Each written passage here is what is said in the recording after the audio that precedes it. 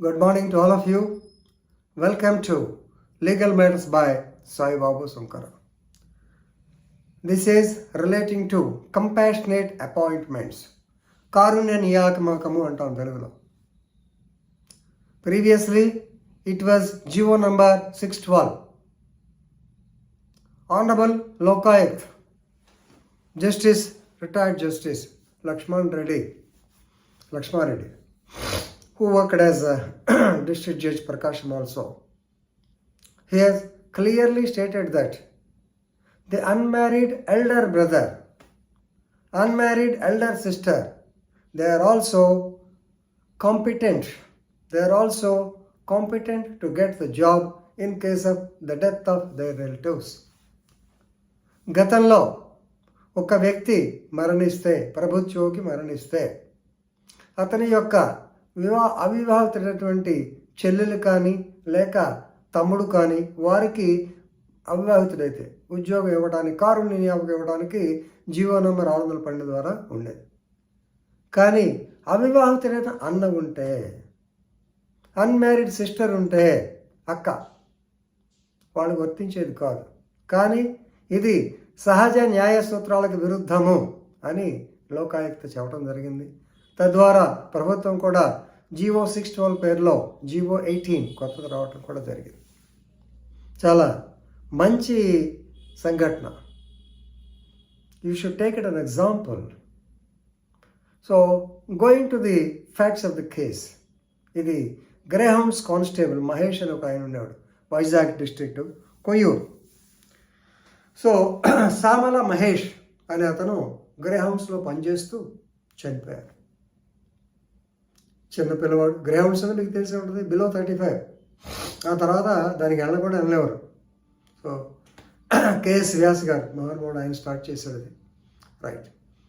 So ఇతను చనిపోయాడు. చనిపోయినప్పుడు వాళ్ళ తల్లి కాంతమ్మ అనేవిడ, మన మహేష్ వాళ్ళ అన్నయ్య గారు ఉన్నాడు అప్పలరాజు, సామాల అప్పలరాజుకి కారుణ్య నియామకం కింద ఏదైనా ఉద్యోగం అని చెప్పి ప్రభుత్వ అధికారులు వేడుకుంది.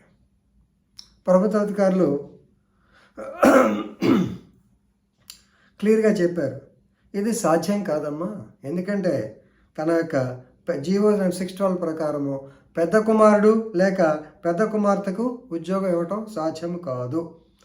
ఎందుకంటే మరణించిన వారికన్నా చిన్నవారికి మాత్రమే, గుర్తుపెట్టుకోండి, మరణించిన వారికన్నా చిన్నవారికి మాత్రమే ఉద్యోగం ఇవ్వడానికి అవకాశం ఉంది అనేటువంటిది government officers clearly told her.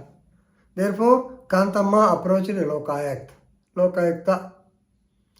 So ఈ లోకాయుక్త అప్రోచ్ అయిన తర్వాత జస్టిస్ లక్ష్మారెడ్డి గారు held that it is against the principles of natural justice. ఎందుకంటే చనిపోయారు, కంపాషనేట్ అపాయింట్మెంట్ ఇస్తారు. ఇచ్చినప్పుడు ఆ ఫ్యామిలీలో ఎవరొకరికి ఇవ్వాలి. ఇచ్చినప్పుడు డిపెండెంట్ మెంబర్స్కి ఇవ్వాలి. డిపెండెంట్ మెంబర్స్ అంటే కేవలం చెల్లెలు, తమ్ముడు వీళ్ళేనా? తక్కువ చిన్నవాళ్ళు, పెద్దవాళ్ళు పనికిరారా? ఎలిజిబిలిటీ క్రైటీరియా ఉంటే, ఎలిజిబిలిటీ లేదా మనం ఏం చేయలేం. ఎలిజిబిలిటీ క్రైటీరియా ఉన్నప్పుడు అన్న లేక అక్క కూడా అర్హులే అనేటువంటిది సో జస్టిస్ లక్ష్మారెడ్డి గారు చెప్పడం జరిగింది. దీంతో ఆమె 2021లో లోకాయుక్తను ఆశ్రయించారు. ఉద్యోగి అన్న, తమ్ముడు లేదా అక్క, చెల్లెలు ఎవరైనా కారుణ్య నియామానికి అర్హులే. అందుకు సంబంధించినటువంటి GO 612ని సవరించాలి అని ప్రభుత్వానికి లోకాయుక్త సిఫార్సు చేసింది. Very good recommendation. సో దాని మీద రాష్ట్ర ప్రభుత్వం GO నంబర్ 612ని సవరణ చేసి GO నంబర్ 18 జారీ చేసింది. Very good. ఈ GO ప్రకారం గుర్తుపెట్టుకోండి, అవివాహితైన ఉద్యోగి మరణిస్తే పెళ్ళి కాని అన్న, తమ్ముడు లేదా పెళ్ళి కాని అక్క లేదా చెల్లెలు వీళ్ళలో ఎవరైనా సరే ఆ ఉద్యోగం ఇవ్వటానికి తమకు అభ్యంతరం లేదు అని లోకాయుక్తకి మన ప్రభుత్వం చెప్పింది. సో కాబట్టి డెఫినెట్గా ఈ ఉద్యోగం ప్రకారం ఈ ప్రజెంట్ GO 18 ప్రకారము శాంతమ్మ గారి రెండవ కొడుకు అంటే మహేష్ చనిపోయాడు. అతని అన్న అయినటువంటి అప్పలరాజుకి సో విశాఖపట్నం జిల్లాలో జూనియర్ అసిస్టెంట్గా ఉద్యోగం ఇచ్చినట్టు ఆ జిల్లా కలెక్టర్ గారు సో కోర్టు వారికి అంటే లోకాయుక్త జస్టిస్ శ్రీ లక్ష్మణ్ రెడ్డి గారికి వివరించడం జరిగింది. సో సో కాబట్టి such decisions definitely they will be very very useful. దీంట్లో ఇంపార్టెంట్ పాయింట్ మీకు అర్థమై ఉంటుంది. సహజంగా జీవో 612 ప్రకారము చనిపోయిన అతని అన్న అక్క అర్హులు కాదు అని జీవోలో ఉంది. కానీ now as per the recommendation of Lokayukta, even the elder brother, elder sister who are unmarried, who are dependent on that Mahesh, they are also eligible to get compassionate appointment. Very good decision, very good recommendation by the Honorable Justice P. Lakshman Reddy garu. So please, it has come in a press.